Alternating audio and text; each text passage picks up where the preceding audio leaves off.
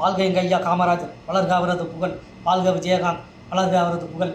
பாசத்துக்குரிய மக்களே, மீடியாக்காரங்க அன்றைக்கி சொல்கிறாங்க விஜயகாந்த் குடையுள்ளர், விஜயகாந்த் அன்னதான பிரபு, விஜயகாந்த் ஏழை எளிய மக்களுக்கு வாரி கொடுத்தவர் என்று.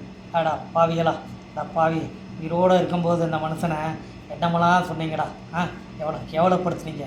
அவரோட மரணத்துக்கு முதல் காரணமே இந்த மீடியா தான் மக்களே. நான் எல்லா மீடியாவும் சொல்லுவேன், யார் அவரை தேவையில்லாமல் விமர்சனம் செஞ்சு மீன்ஸ் போட்டாங்க பார்த்தீங்களா, அவங்களுக்கு மட்டும்தான் அந்த பதிவு.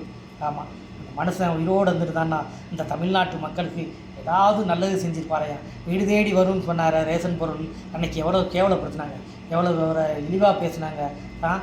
இன்றைக்கி அதே ரேஷன் அந்த பொருட்களை இன்றைக்கி திமுக அரசு அதை நடைமுறைப்படுத்தியிருக்கு, வாழ்த்துக்கள். ஆனால் அதே மாதிரி 2005 சொன்னார் லஞ்சத்தை கண்டிப்பாக ஒழிப்பேன்னு சொன்னார் மக்களே. அவர் உயிரோடு இருந்து ஆட்சிக்கு வந்திருந்தால் லஞ்சத்தை ஒழித்திருப்பாரோ இல்லையோ அது எனக்கு தெரியாது. ஆனால் கண்டிப்பாக ஏழை எளிய மக்களிடம் எந்த அதிகாரியும் லஞ்சம் வாங்கியிருந்தாங்கன்னா கண்டிப்பாக அதுக்கு ஒரு வழி பண்ணியிருப்பார் மக்களே.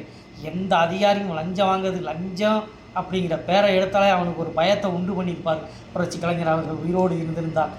காலத்தின் இயற்கையின் சீற்றமோ என்னவோ தெரியவில்லை, காலம் நம்மிடமிருந்து அவரை பிரித்து விட்டது. மக்களே, மறந்து விடாதீர்கள் மக்களே.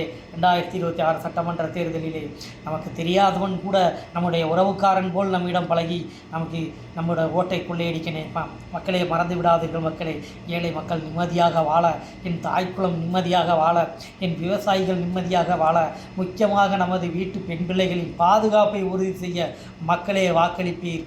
முரசு சின்னம் நமது சின்னம், முரசு. வாழ்க விஜயகாந்த், வளர்க அவரது புகழ்.